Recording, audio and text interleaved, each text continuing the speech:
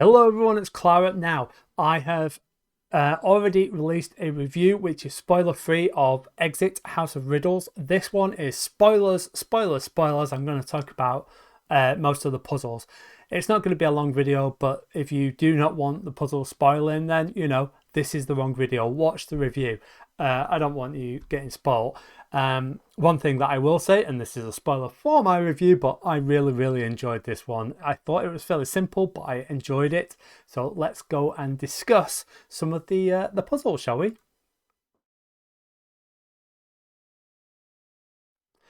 Okay, now I'm not going to talk about every single one of the puzzles because, why would I do that? I think that if you've played a few of the exit games, you're probably used to some of these. But there was a couple of puzzles that I really liked.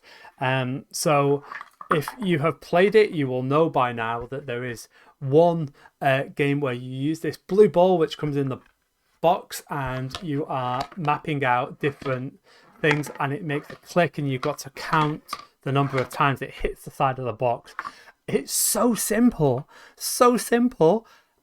but I don't know, it just made me smile. It was the fact that it was just something a little bit different and you were using sound. And yeah, I mean, once you realized what it was that you're doing, you could actually just sort of figure it out without listening to it. But I don't know, I just really enjoyed that. I thought it was a nice, simple thing. And I think that it would be really good with young people, especially children. I think they'd really enjoy that. So yeah, I mean, that was one thing. As stupid as it sounds, it was such a simple little puzzle. But I really enjoyed the QR code in this little magnifying glass.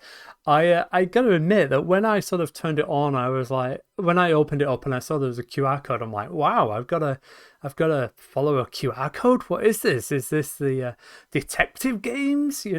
But no, it was a really fun little puzzle using this, and it was so obvious, and I love the fact that it's got something um so standard as QR codes, something that we use, and we see all around us. And I love the fact that they did something with that that was a little bit unique.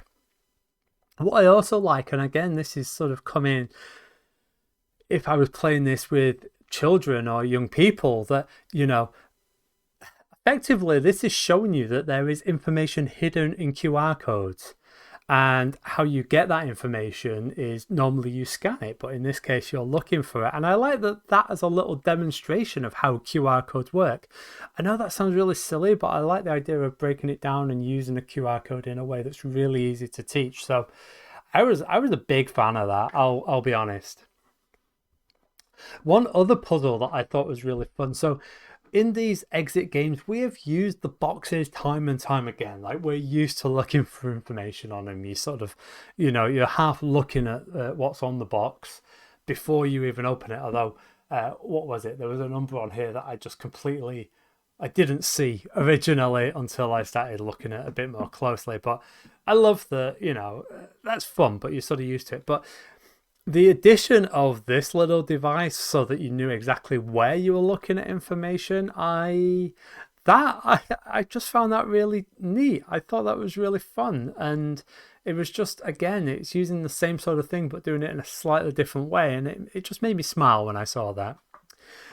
Talking of a new way of doing things, the one where you and who you're with have to mime out, pretty much. You have to, physically do the numbers. I thought that was great. I thought that was really silly and really fun. And again, I think it'd be really good with young people and children. Now, luckily, I wasn't playing this alone because that wouldn't have worked. And it does say for 1 to 4 players, so be aware of that. But yeah, I again, it was just something different. But it's the first time I remember having to do anything so physical with these exit games, and considering that I've played them all to date, it's always nice when you see something new. So I really liked that.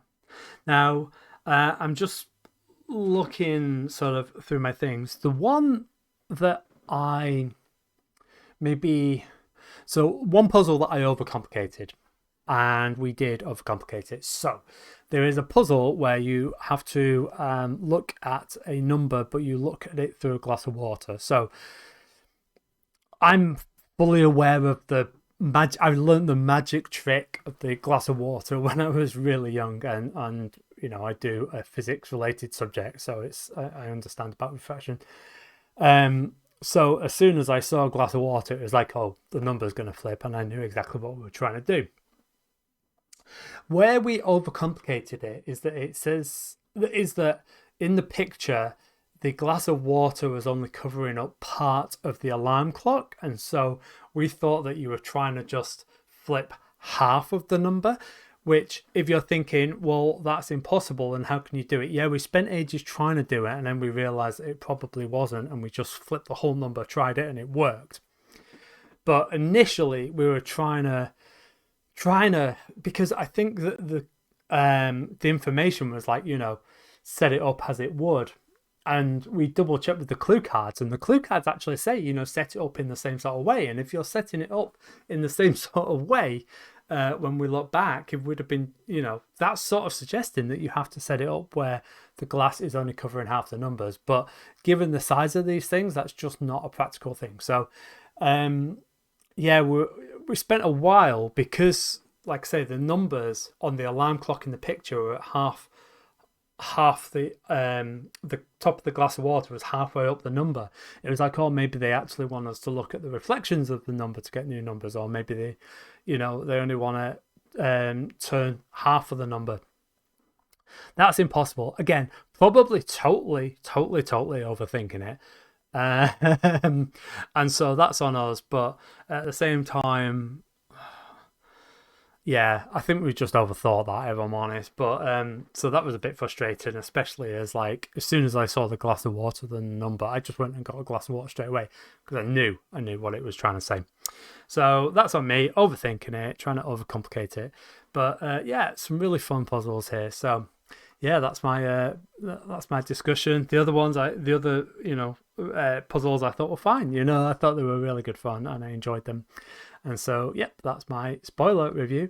And until next time, I'm Clara Barker. Take care and bye-bye.